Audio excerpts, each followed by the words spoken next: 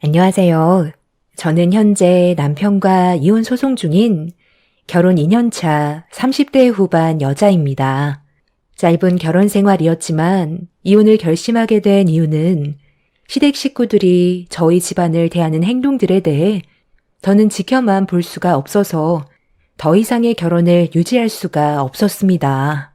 사람마다 보는 기준이 다르긴 하지만 저 같은 경우 남편이 어른을 공경할 줄 알고 바른 성격을 가지고 있는 것 하나만으로 평생을 함께 하기로 결심을 했었어요.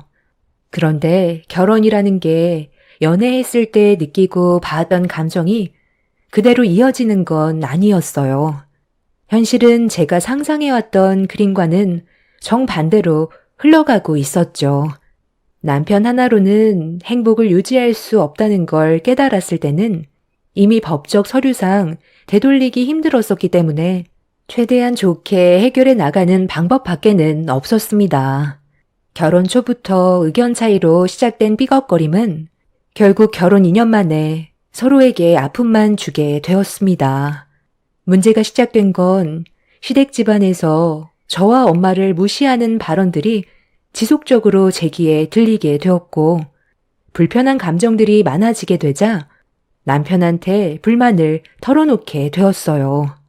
그리고 처음으로 부부싸움이라는 걸 하게 되었죠. 내가 아빠 없이 살아왔다고 해서 지금 무시하는 거야? 왜 어머님은 내 얼굴을 볼 때마다 항상 그런 식으로 말씀을 하셔? 집안에 기둥이 없으니 그 모양이라면서 왜 계속 상처되는 말을 늘어놓으시는 건데?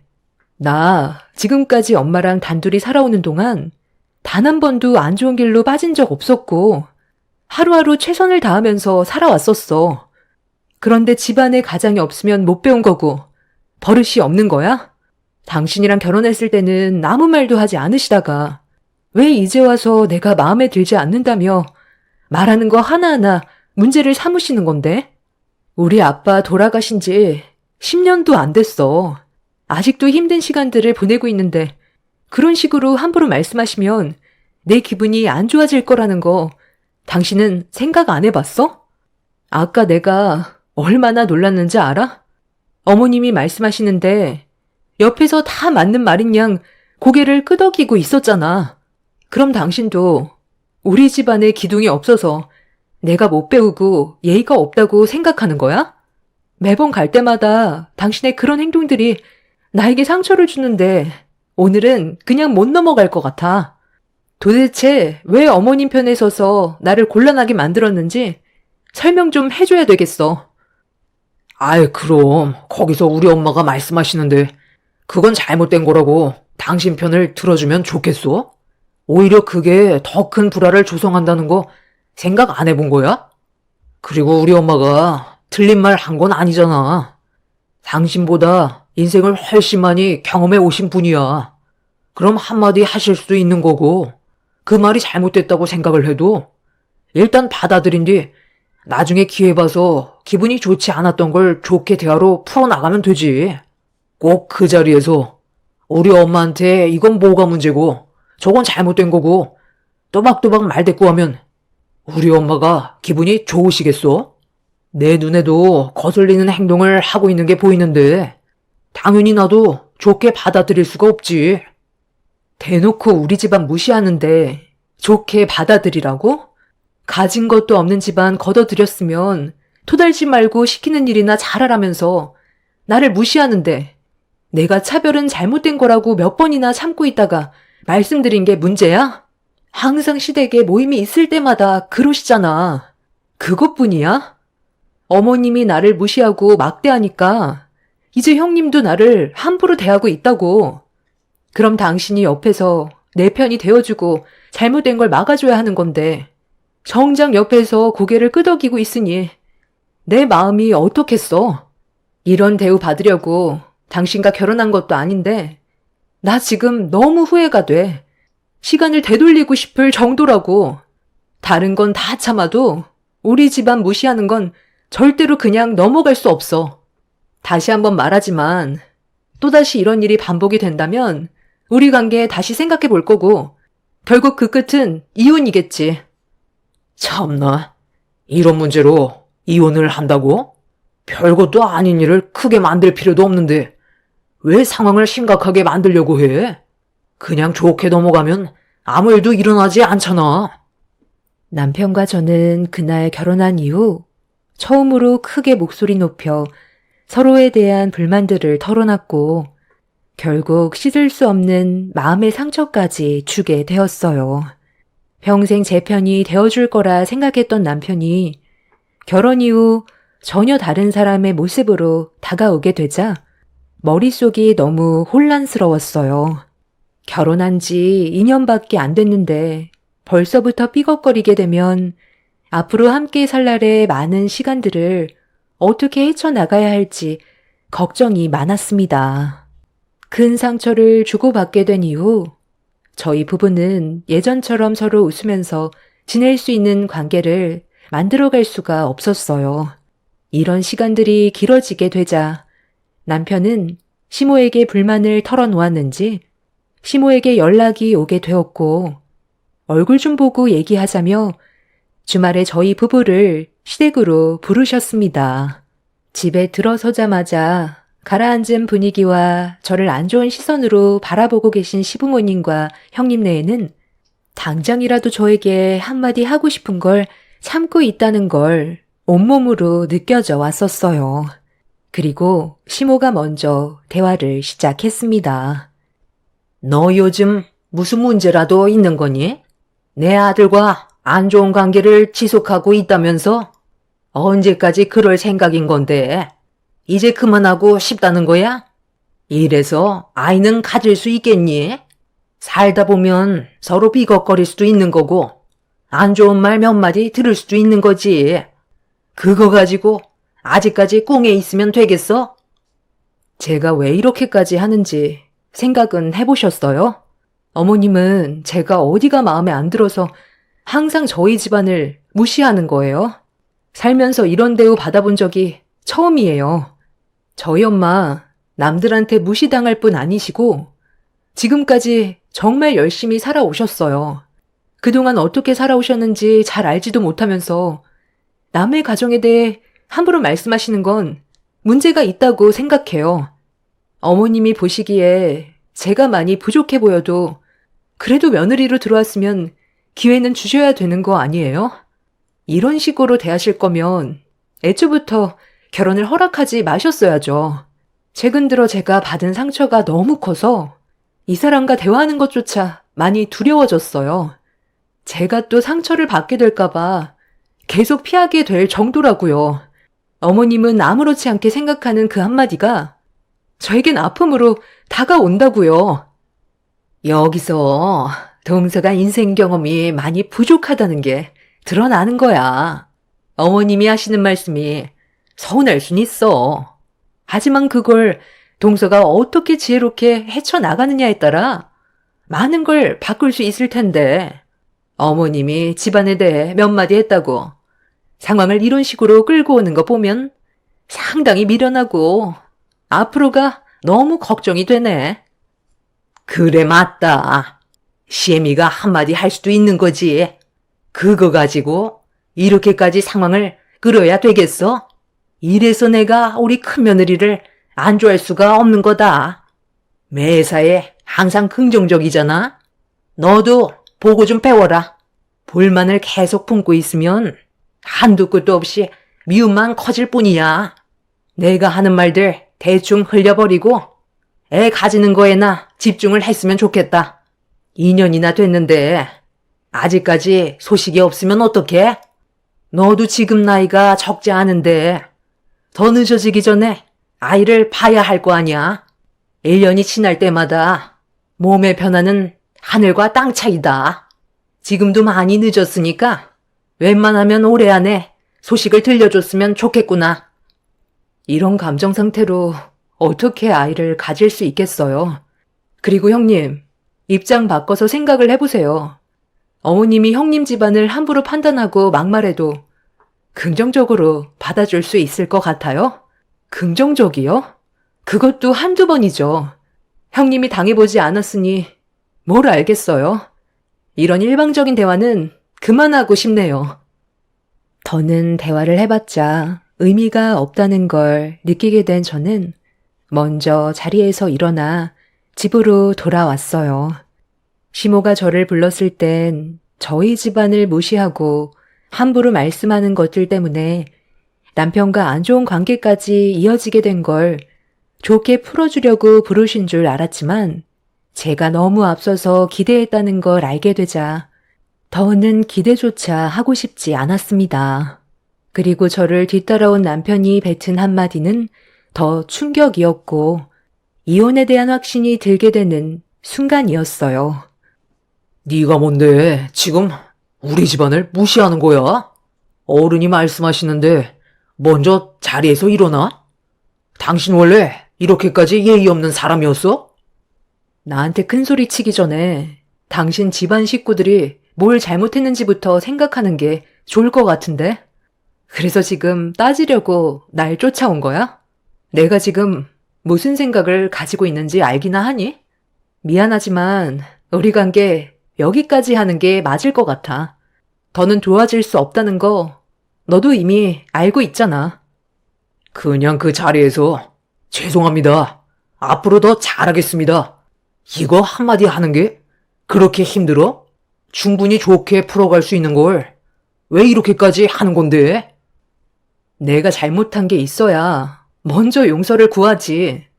시작은 어머님이 먼저 했고 내 편에서는 단 한 번도 생각해주지 않은 당신한테 실망을 했는데 나한테 뭘 바라는 건데? 그동안 내가 노력을 안 했던 것 같아? 우리가 부부가 된 지 벌써 2년이야. 이 긴 시간 동안 아무 생각 없이 살아온 거 같니? 얼마나 많이 참아왔으면 불만들이 쏟아져 나왔겠냐고. 한두 번도 아니고 매번 얼굴 볼 때마다 어떻게 하면 나한테 상처를 줄지 고민하는 당신 어머님 때문에 나 요즘 우울증 약까지 복용하고 있어. 이런 말 하지 않는 것도 괜히 또 듣기 싫은 말 네 귀로 들어올까봐 조용히 있었던 거야. 그냥 여기서 깔끔하게 끝내자. 정말 다행인 건 우리 사이에 아이가 없으니 새 출발하는 것도 어렵지 않잖아? 요즘 당신 가족들 때문에 일도 손에 안 잡히고 내 사업 매출에 지장까지 생겼다고. 남편과의 부부 생활을 더는 이어갈 수 없다고 확고하게 결정한 뒤 이혼 통보를 하고 뒤를 돌았는데 남편은 무슨 미련이 있는지 제 팔을 잡고 안 놔주고 있었어요. 시댁 식구들 때문에 받는 스트레스로 인해 일도 손에 잡히지 않아 화장품 사업을 하고 있던 제가 회사에 신경을 쓰지 못해 매출에까지 영향을 받게 되었죠. 비록 큰 회사는 아니지만 그동안 최선을 다하며 운영해왔던 회사가 단 한 번도 매출이 떨어진 적이 없었는데 시댁 식구들과의 문제가 생기게 된 이후로 조금씩 떨어지던 매출이 급격하게 안 좋아지면서 제 삶에 엄청난 영향을 주고 있다는 걸 알게 되었죠. 그날 남편도 이혼을 받아들였고 그동안 함께했던 모든 것들을 정리하고 있었는데 엄마의 전화 한 통으로 이혼을 미룰 수밖에 없었어요. 최근 들어 몸이 계속 좋지 않았던 엄마가 정밀 검사를 받았었는데 갑상선에 종양이 발견됐다고 수술을 해야 한다는 말을 듣게 되었죠. 처음에 그 말을 들었을 때 너무 놀라 병원으로 달려갔고 병실에 누워 계신 엄마를 보자마자 이별을 하게 될까봐 눈물이 왈칵 쏟아졌는데 정말 다행히도 엄마는 악성 종양은 아니라며 저를 안심시켜 주셨어요. 수술도 간단하게 끝나는 거라 너무 걱정하지 않아도 된다고 하시길래 안도의 한숨을 쉬었었죠. 남편과 이혼 문제로 정리를 하던 도중에 집 밖으로 갑자기 뛰쳐나간 거라 저희 엄마가 병원에 입원해 계신다는 걸 남편도 알고 있었는데 이런 상황을 시모에게 알렸는지 저에게 전화를 해선 병실을 찾으셨어요.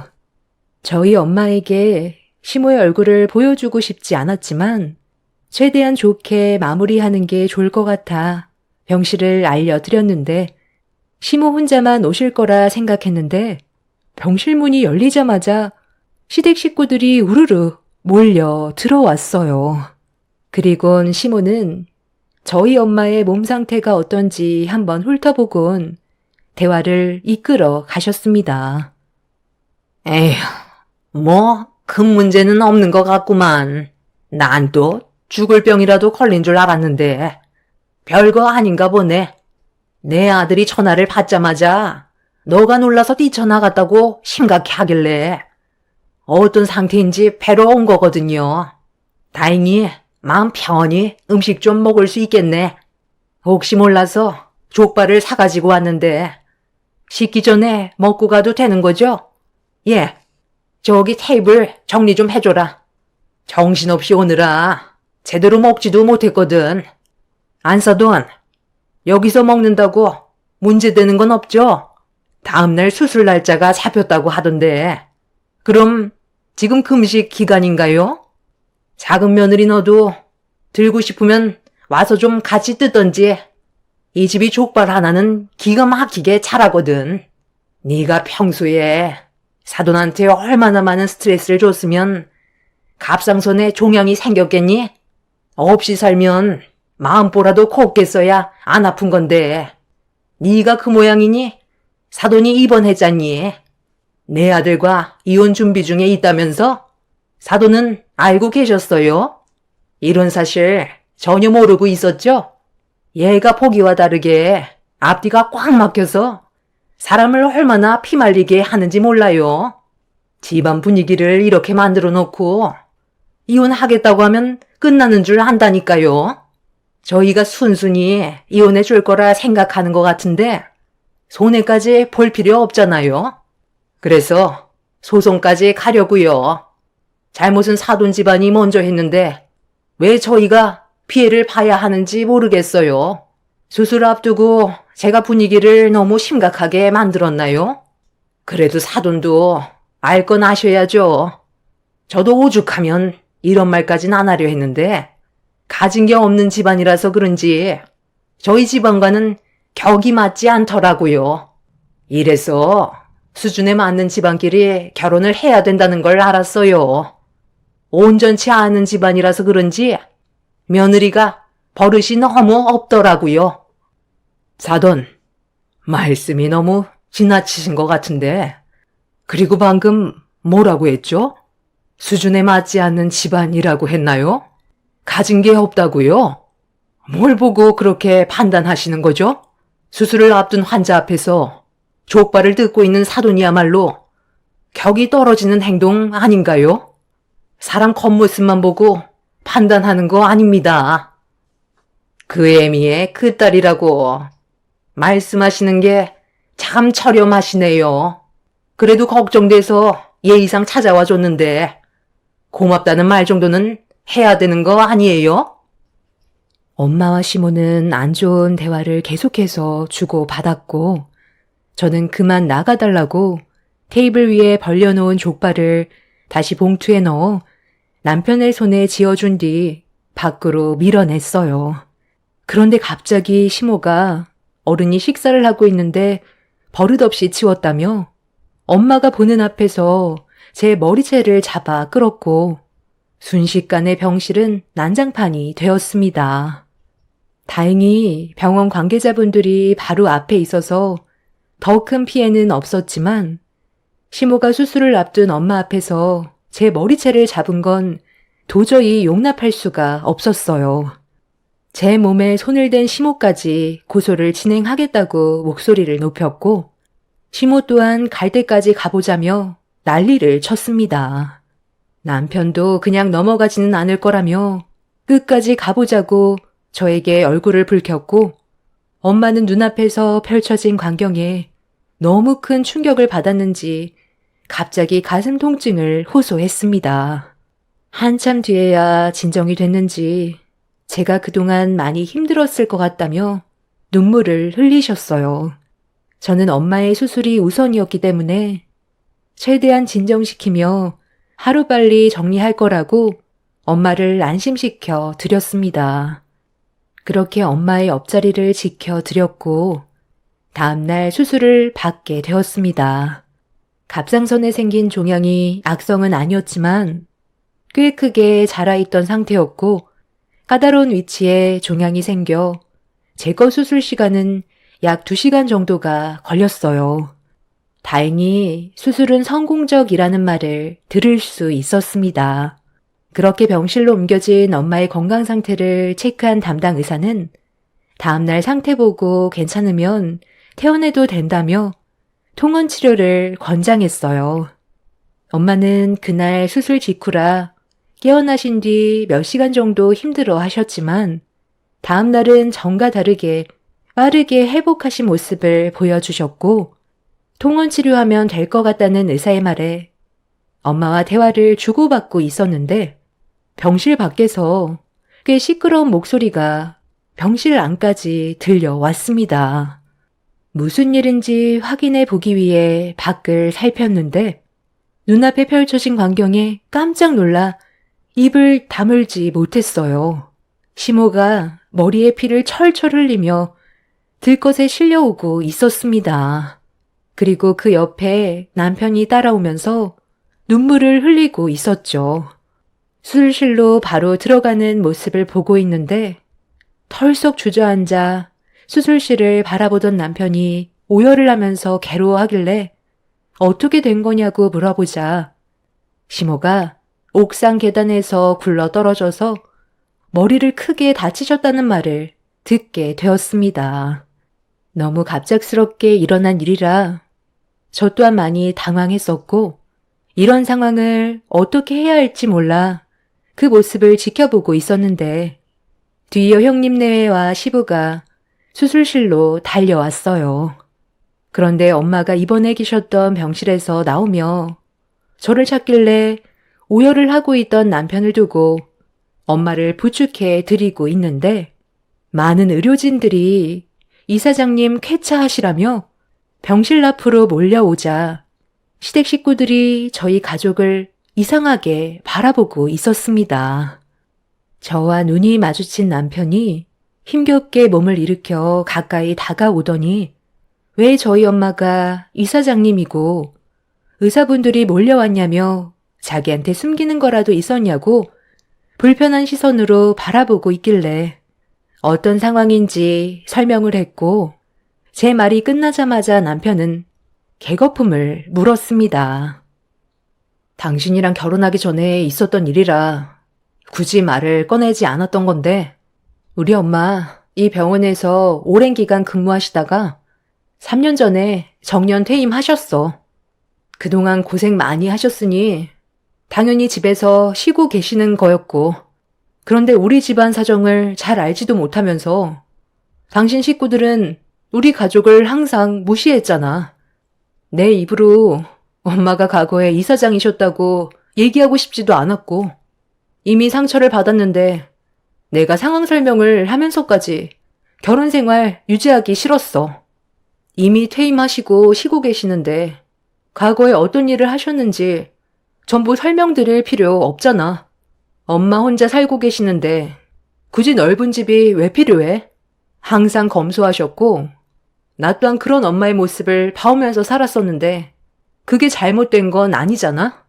하지만 당신 집안은 우리 집안의 겉모습만 보고 없이 산다며 무시하기까지 했는데 내가 뭘 더 기대할 수 있겠어. 당신이 그런 사람인 줄 알았다면 결혼 생각은 애초에 하지도 않았을 거야. 사람의 인격이 중요하지. 겉으로 보이는 사치들이 중요한 게 아니야. 나는 당신이 그래도 남들과는 다를 줄 알았는데 그건 내 착각이었고 잘못된 길을 바로 잡을 거야. 이제 그만 나와줄래? 한마디 해주는 게 그렇게 힘들었냐?